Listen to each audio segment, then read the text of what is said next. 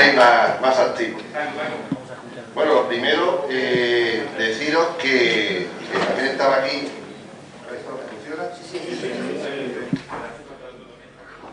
El libro La dictadura de género se presentó en el mes de octubre en Sevilla. Carlos Herrera lo presentó, y deciros que el libro responde a lo que dice el título, que estamos viviendo una situación de dictadura. Antes de empezar, pues le quería dar las gracias pues a los organizadores, a Ecio, a Inma, a Aníbal, a esta nueva asociación que se va a constituir, que pretende unidad, y por supuesto también a mis padres, a los amigos de aquí de Granada que han venido pues para acompañarme. Esta asociación quiere unidad. Yo creo que es algo que yo siempre he venido diciendo, lo ha dicho Carmen, ¿no? Yo a mí os ponía de ejemplo siempre el tema de la película de la vida de Brian, cuando está el Frente Judaico Popular y el Frente Popular de Judía dándose de bofetadas y los romanos meándose de risa y riéndose, que son el auténtico enemigo, de que no sean capaces de ponerse de acuerdo para luchar, cuando además somos la inmensa mayoría de la sociedad, una inmensa mayoría que vive adormecida, que no conoce cuál es realmente el problema, lo que es, cuál es el característico de todas las dictaduras, de la sociedad que vive las dictaduras. Ya es hora de que reaccionemos. Lo que es inexplicable es que, por ejemplo, se haga un acto, Irma lo sabe porque también asistió, en la Universidad de Sevilla, en el Paraninfo de la Universidad de Sevilla, y se boicotee que vengan políticos porque haya 500 personas que firmen una declaración en contra de lo que allí se va a hablar. Es, por ejemplo, de cuestiones de lo que a nosotros nos acusan. O sea, que esta es la vuelta siempre de los conceptos. Allí se va a hablar de apología del maltrato, porque los que hoy nos van a criticar que no están aquí porque no vienen a debatir, porque eso es de demócratas y no son demócratas, aquí también se habrá hablado de apología del maltrato. Y este libro habla de apología del maltrato, no de auténtica igualdad, de defensa de una familia, defensa de una sociedad basada en los principios básicos de amor y solidaridad, como ha dicho antes Prado Esteban. Aquí se habla de otras cosas. Aquí se habla de la auténtica igualdad, de la auténtica libertad, de los valores constitucionales, de lo que realmente quiere la sociedad. Ya es hora de que cambiemos, de que reaccionemos, pero desgraciadamente esta sala está aquí en 1/3 de los asistentes. Somos realmente muchos, pero una sociedad adormecida. ¿Qué ocurre? Lo ha dicho antes, claro, también, que esta sociedad es orwelliana. Nos están llevando al mundo feliz de Huxley, un mundo feliz donde vamos a dejar de ser personas con nuestras propias identidades, con nuestras propias características y con nuestros propios defectos de los que tenemos que estar orgullosos como hombres y como mujeres. Vamos a dejar de ser personas, hombres y mujeres, para ser cyborgs, personas que no nacen por sexo, porque eso también es una construcción social, una auténtica aberración. Y ya es hora de que también dejemos de estar en Matrix, porque vivimos en una sociedad donde estamos en Matrix. Afortunadamente hay mujeres como Irma, como Carmen, como Prado, que se han desconectado del sistema y se han dado cuenta de la cruda y lamentable y trágica realidad que está por debajo. Lamentablemente, esa trágica realidad, hay poca gente que la percibe, pero ya van siendo muchos, ¿eh? ¿Por qué? Pues porque, entre otras cosas, ya son 1.100.000 de denuncias, y detrás de esas denuncias, de las que también hay auténtico maltrato, por supuesto que lo hay también, pero detrás de eso también hay muchas mujeres, muchas madres, muchas hermanas, muchas nuevas esposas, muchas nuevas compañeras, porque si esto va a cambiar, no va a ser por el hombre, que también está siendo perjudicado, sino porque muchas mujeres se están dando cuenta efectivamente que están cometiendo con ellas un feminicidio. Porque la auténtica mujer, la que cree en la igualdad, la que cree en el auténtico feminismo, realmente tiene que decir basta. Pero ¿cómo voy a consentir que a mí me traten como a un sujeto de segunda categoría? Después de tantos años de lucha por la igualdad, la mujer que se cree en sí misma, en los principios de mérito y capacidad, va a querer decir que yo soy un sexo de segunda, como decía Simone de Beauvoir en los años 40, cuando escribía el libro El segundo sexo. La mujer no tiene que ser el segundo sexo, es el otro sexo, y a mucha honra. Tiene que estar orgullosa de ser mujer, de su condición femenina, de su maternidad. Pues nada, feministas, que se llaman feministas, que le dan la vuelta a los conceptos, te dicen que no, que la feminidad y la maternidad es una aberración, porque toda dictadura es propia de la perversión del lenguaje. Aquí se le llama todo al revés. O sea, es una auténtica golfada lo que nos están haciendo. Jacobinos, que ya empezaron en el año 1789, se llamaba Robespierre. Afortunadamente, Robespierre terminó con la misma medicina que él aplicaba. Por eso lo único que yo confieso que no comulgo con lo que ha dicho Prado, es que yo soy optimista. Dicen también que los optimistas son pesimistas mal informados. Pero soy optimista, ¿qué le vamos a hacer? Creo que si nosotros realmente seguimos en esta lucha y sabemos convencer y transmitir que lo que realmente está viviendo la sociedad es Matrix, cuando la sociedad se dé cuenta, y cada vez se está dando cuenta más de lo que está sucediendo, y los políticos como Manuel Altaba sean cada vez más y superen a esa minoría jacobina que nos está engañando, podremos hacer muchas cosas. Porque estamos viviendo una dictadura. Lo que hace falta a la gente es que sepa que vivimos en una dictadura. Cuando Jesús Quintero, en el programa aquel que censuraron, que cuento en el libro, me preguntaba, señor Serrano, para usted, ¿cuál es la peor dictadura? Y dije, pues no tengo muy claro. La peor dictadura es la que se disfraza de democracia. Vivimos una dictadura disfrazada de democracia, que es la peor. Porque en la época de Franco resulta que había más independencia judicial. Tenían los trabajadores más derechos que ahora, pero sabíamos que era una dictadura y no estábamos de acuerdo. ¿Por qué? Porque tenemos un dictador. Y ahora vivimos en una teocracia política que realmente nos está manipulando, alienando y decir lo que tenemos que pensar a través de programas basura, y que sus ciudadanos dejen de ser pueblo, como decía Prado, para convertirse en ¿qué? Para convertirse en masa. ¿Qué es lo que interesa? Que tengáis derecho a ¿qué? A votar lo que creéis que votáis en libertad, que es mentira, porque para eso está también la manipulación de también las campañas electorales que pagamos todos, ¿eh? Vivimos, por tanto, en una dictadura, y esta dictadura de género no es más que manifestación de esa dictadura en la que estamos viviendo. Los españoles actualmente, los españoles, cuando me refiero a españoles, digo españoles y españoles, realmente no nos damos cuenta que cuando ahora se le dice libertad a la esclavitud, la esclavitud se llama libertad. A la discriminación y desigualdad más absoluta, que siempre es negativa, se le llama igualdad. A lo negativo se le llama positivo. A lo malo se le llama bueno. Y nos lo creemos. ¿Por qué? Porque hay una estrategia, como antes se ha dicho, de que realmente esta dictadura nos convenza y que seamos felices, el mundo feliz de Huxley. Aquí, hombres y mujeres, estamos abocados a la patología, no a vivir unas relaciones humanas felices. Que una relación humana feliz nos haga hacer identificarnos como individuos con nuestra propia idiosincrasia y sentirnos orgullosos de nuestros defectos y de nuestras virtudes, porque no somos amapolas. Somos todos desiguales, porque la igualdad es una ficción jurídica que significa que seamos todos iguales ante la ley. Eso es lo que nos dice la Constitución, no que seamos tipos. Nos están haciendo perder nuestra propia condición humana. Esa es la doctrina que está detrás de todo esto. Una doctrina que, como decía la señora Solanas, escribía un manual que se llamaba Manual para el Exterminio del Hombre.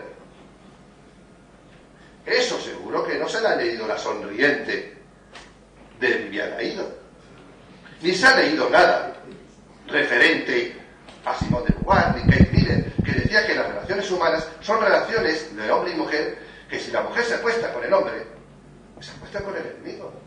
Relaciones patológicas, y yo digo que son relaciones que tienen que estar basadas en el amor y en el mutuo respeto, en la solidaridad, en creernos que somos iguales también a la hora de criar y sacar para adelante a nuestros hijos. Esa es las relaciones en que yo creo. Y cuando fracasan esas relaciones, porque también pueden fracasar, porque el afecto se puede convertir en desafecto, entonces busquemos soluciones, busquemos una auténtica mediación donde creamos que somos iguales en derechos y obligaciones ante la ley, y digamos, entre otras cosas, que somos iguales a la hora de ser padres y madres. Pero no, nos manda una dictadura que se basa en la esvástica del nosotras parimos, nosotras decidimos. Y eso es algo muy grave, porque es una espástica del más puro estilo nazi o estalinista, que por cierto también cayeron, Prado, también cayeron. Pero lo desgracia es que se llevaron a mucha gente por delante. Como toda dictadura, siempre se lleva a mucha gente por delante. Porque esto cambiará, lo decía una vez José Manuel Aguilar, pero nos habremos cargado a 2 o 3 generaciones de españoles, de niños, que también tienen derecho a la felicidad, y a ser individuos, a ser personas, y a tener un padre y una madre. Nos lo habremos cargado. ¿Y por qué? En base a una doctrina que es perversa en su fundamento moral. Y lo malo no es que una doctrina perversa en su fundamento moral exista. Mire usted, hasta los perversos morales tienen derecho a existir. Y los tenemos que respetar en una democracia. Y eso es lo que es la auténtica tolerancia. Ahora, que el perverso moral me impida a mí hablar. No, hasta ahí no hemos llegado. No lo vamos a permitir. Y si eso me cuesta a mí la carrera judicial y me tengo que dedicar a la abogacía libre, me cuesta. Porque por encima está mi conciencia. Están mis principios. Hay gente que no tiene principios, decía mucho más, dice, yo tengo unos principios y unos valores, pero si no le gustan, tengo otros. Pues no, yo tengo lo que tengo.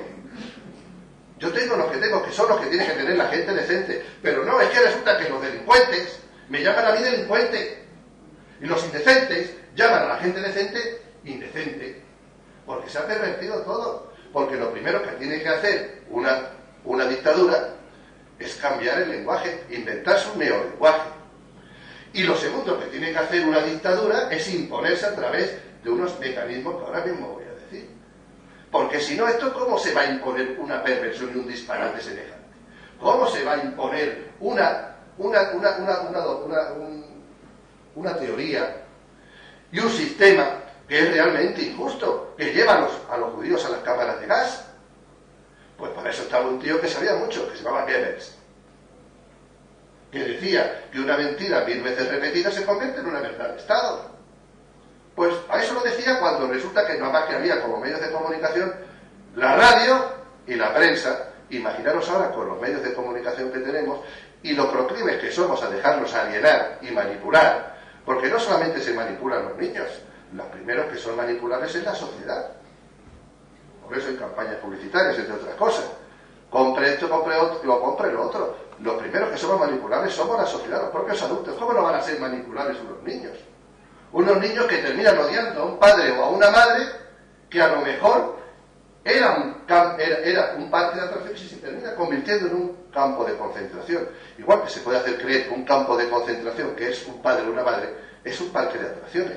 ¿Recordáis la película que La vida es bella? Pues eso es posible. Oiga, eso no es posible. ¿Por qué? Porque mi Biblia de género me lo dice. Pero usted, es que lo peor de un fanático y que lo que le distingue de un científico y de un profesional, es que el fanático, cuando ve que su doctrina fanática, su fanatismo ideológico no coincide con la realidad, ¿qué hace? Falsea la realidad. Sin embargo, el profesional, el técnico, el científico, ¿qué hace? Cuando su teoría científica no coincide con la realidad, se va a su estudio y cambia su teoría. Cuando un juez tiene un preconvencimiento, porque eso es normal, de que una persona puede ser inocente o culpable, se tiene que sacar de su preconvencimiento a través de una cosa que se llama la prueba, el proceso. Pero el juez, que cuando ya tiene su convencimiento no lo cambia bajo ningún concepto, ese es un fanático. Ese es el prevaricador. No el que realmente se proclama independiente y que lo único que está sometido es al principio de lo que es el imperio, de las leyes que nunca tienen que ser unas leyes que vayan contra los principios y los valores democráticos, en contra de la conciencia y en contra del derecho natural. Porque cuando el derecho natural no coincide con el derecho positivo, también hay que decir basta, porque hay unos principios que están por encima. Y ahí está también la Constitución. Si no nos tenemos tampoco que ir al derecho natural, es que está la propia Constitución, que nos dice que somos iguales ante la ley. ¿Nos lo creemos o no nos lo creemos? ¿Quién nos lo dice? Un tribunal constitucional que está nombrado por los mismos representantes políticos que han aprobado esa ley.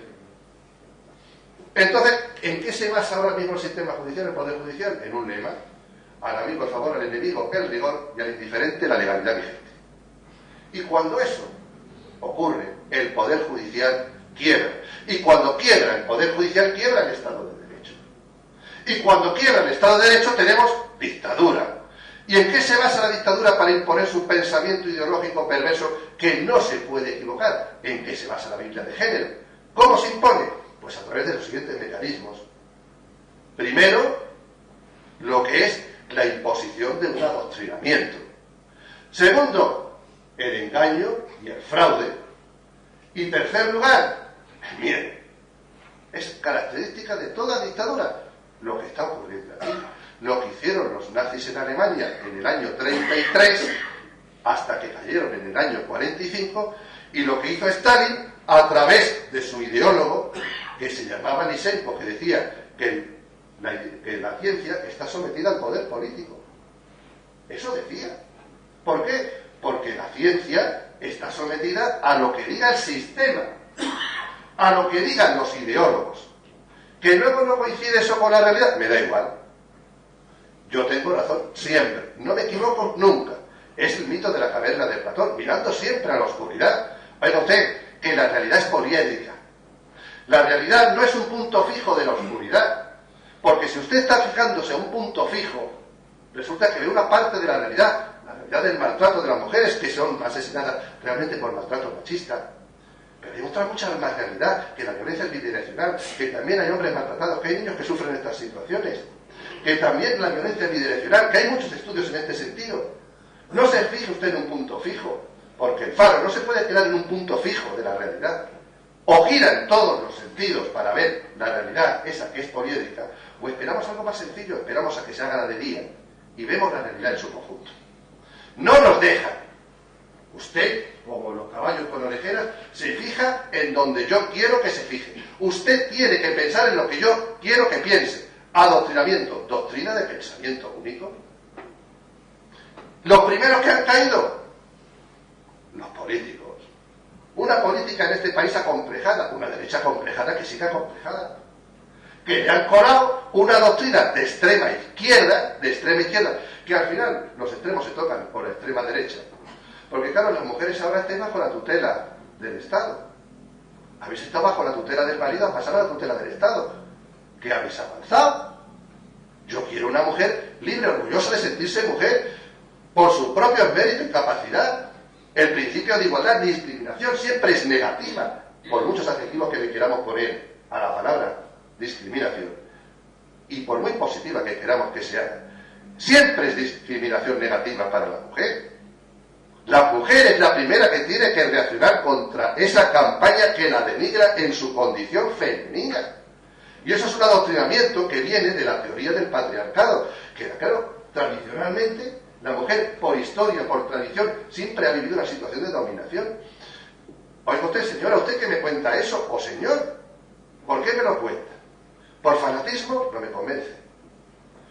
¿Por resentimiento? Pues mire usted ha vivido a lo mejor una experiencia negativa, porque ha tenido a lo mejor un padre machista o un marido que realmente ha tenido esa situación.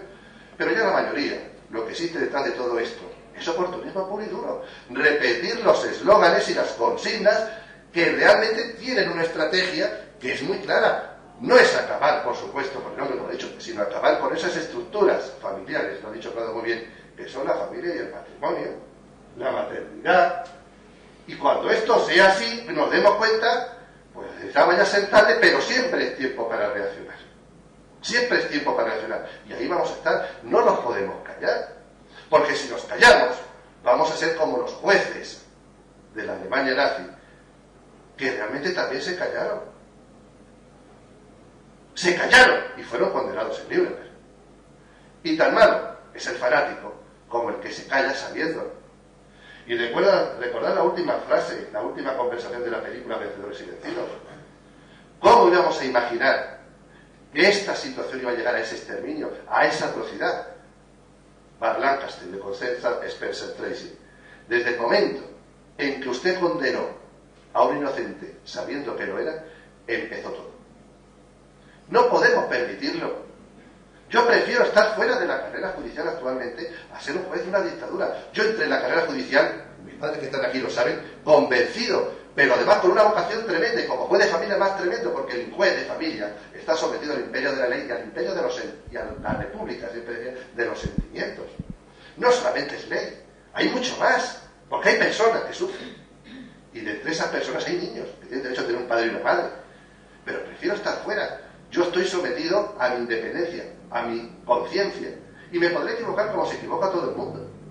Como se equivoca cualquier profesional. Pero que me dejen juzgar. Y cuando yo estoy convencido de que un niño tiene que estar con su padre o con su madre, o con uno, o con otro, o con los dos, en una custodia compartida, que me dejen decidir. Por tanto, lo primero es el adoctrinamiento del político que hace una ley por complejos y porque en un momento dado esa ley no había quien la pudiera cambiar, porque el que estuviera en contra de esa ley del año 2004 era un cadáver político. Sencillamente, un cadáver político. Y a mí eso me lo han dicho políticos, diputados que estaban en ese momento. ¿Cómo nos íbamos a oponer? Pero es que después eso ha ido cogiendo peso más. Porque claro, el adoctrinamiento se basa también en un inflar muchísimo dinero. ¿Quién se va a creer este esperpento legal que supone la ley y las políticas de género? ¿Qué se está detrás de todo esto? Muchísimo dinero. Pero después de los políticos, el adoctrinamiento está en los profesionales. Ya hay campañas de adoctrinamiento a jueces, a fiscales, a psicólogos, en la universidad, en el ámbito sanitario, que no son policías, por ejemplo, que ejercen su función de policías o de guardias civiles, no. Son radicales de género que han escogido un cuerpo especializado, para ejercer su trabajo policial. Radicales de género que ejercen de jueces, radicales de género que juecen de fiscales, y radicales de género que ejercen cualquier profesión y que antes que su ciencia profesional aplican los planteamientos ideológicos. Cuando una ideología se hace ley y cuando una ideología se hace aplicación de esa ley, el resultado no puede ser más trágico. Las leyes se tienen que aplicar en base, que se tienen que hacer en base de la experiencia social, de lo que crea la mayoría de la conciencia social, no en base a una conciencia ideológica que además es de una minoría y que es una perversión moral. Pero si encima ahora se aplica a los profesionales para que encima esa aplicación de esa perversión moral hecha ley se lleve a la práctica, el resultado no puede ser más trágico. Ya está ocurriendo, está ahí. Por mucho engaño que se quiera, llega un momento en que la sociedad se da cuenta, porque del punto fijo de la caverna hay gente que ya empieza a mirar alrededor, porque hay gente alrededor que tiene ese problema. Normalmente lo que pasa es que yo no me entero hasta que me toca a mí, como la frase de Bertolt Brecht: primero se llevaron a los negros, después se llevaron a los judíos, después se llevaron a los curas, y no dije nada. Bueno, cuando me tocó a mí, ya no había nadie que protestara.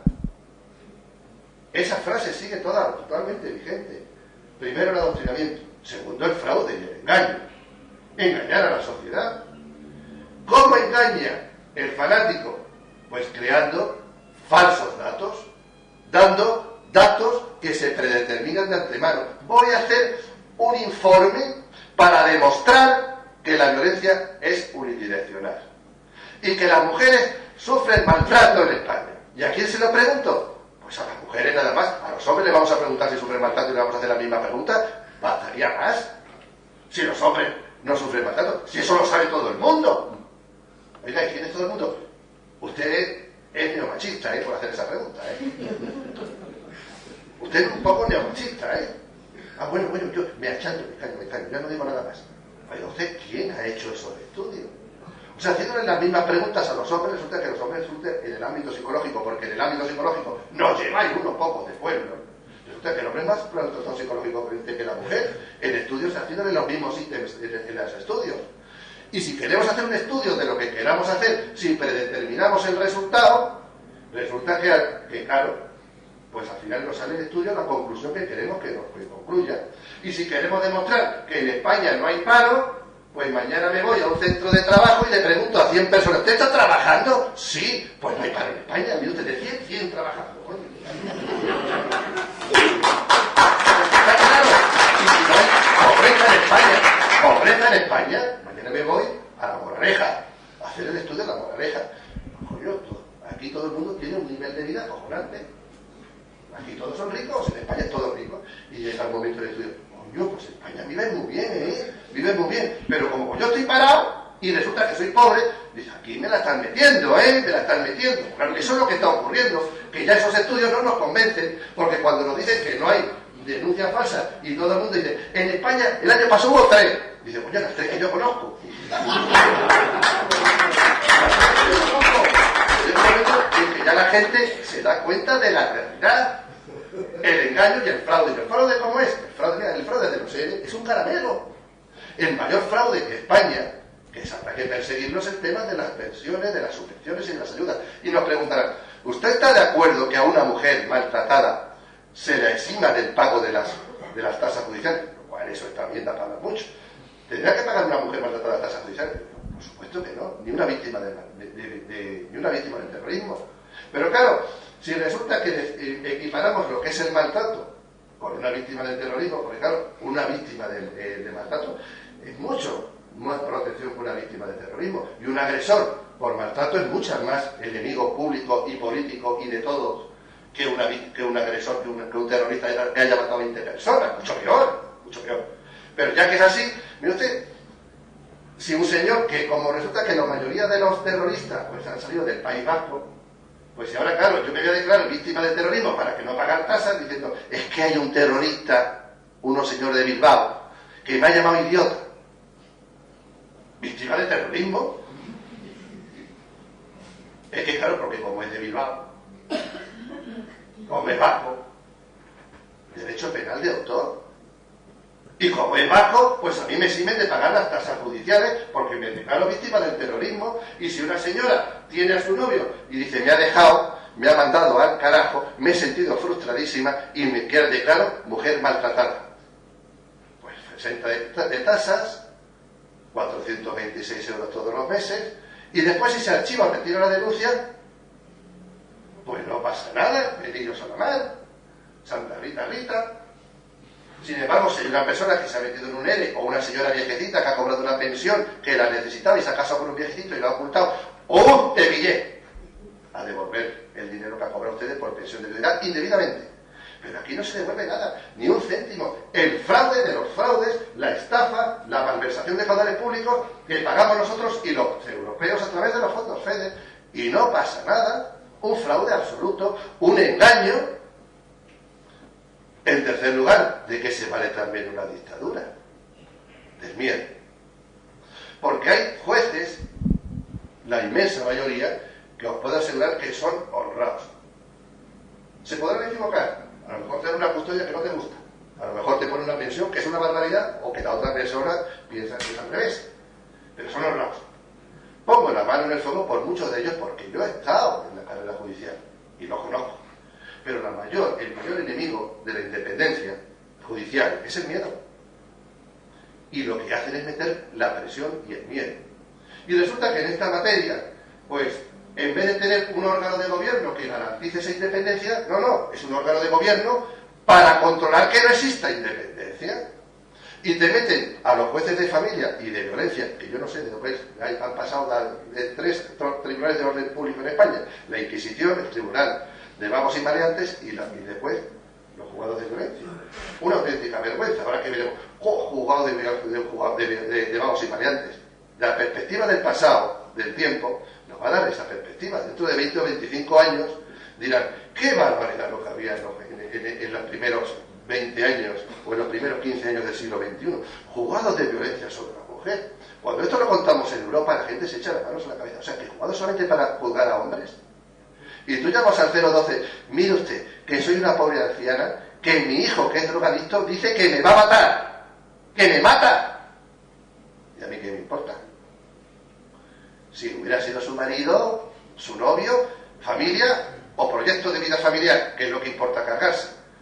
Defender a una mujer y una puñeta, porque no les importa a las mujeres absolutamente nada. O se están engañando y están atemorizando. O se engañan a las mujeres. Fijaros una abogada de Zaragoza que tuvo que defender a una prostituta que le había destrozado un canalla en la cara. Le había puesto la nariz, se la había reventado, le había sacado la nariz. Y fue a denunciar eso como violencia de género, porque es que no quería tener relaciones sexuales con ese hombre. que realmente es el tema más machista que existe, una violación. Pues un violador no es violencia de género. Cuando yo lo decía dentro de la universidad, ¿cómo va a ser? Pues no es violencia de género. ¿Por qué? Pues porque no hay ni noviazgo, ni proyecto de vida familiar, ni familia. Entonces, que esa mujer la viole y que haya una señora en Sevilla que resulta que tiene una relación puntual de un día, conoce a un señor, no quiere tener relaciones con él, la mata, la descuartiza y la tira al río y no se lleva por violencia de género. Eso no es violencia de género. ¿Por qué? Porque la Biblia de género lo dice. Fanatismo. ¿Están defendiendo a las mujeres? No. A los jueces que se les dice desde el observatorio, usted aplique esto y ojo, porque hay uno que se llama Serrano, que por decir que un niño salga en una procesión de Semana Santa le hemos echado 10 años de inhabilitación, ¿eh? Cuidadito. No salgáis ninguno del Cristo. O sea, porque mi condena, yo lo he superado, pero la fase de esta fase de metamorfosis que decía, la fase de Capullo ya la he superado. Ya, pero para otros jueces no. Otros jueces no lo han superado. No lo pueden superar. ¿Por qué? Porque en un momento dado dependen de su sueltecito de final de mes. Y hace como Bart Lancaster, el juez Ernst Jagger. Me acomoda el sistema. Mira hacia otro lado, como antes se ha dicho. Prefiero mirar hacia otro lado. Prefiero aplicar una norma antes de que me critiquen y el policía detiene, por si acaso. No, yo creo que llega un momento en que tenemos que también contraatacar la sociedad decente. Porque también sabemos poner denuncias y querellas. ¿Verdad, José Luis? Aquí sabemos.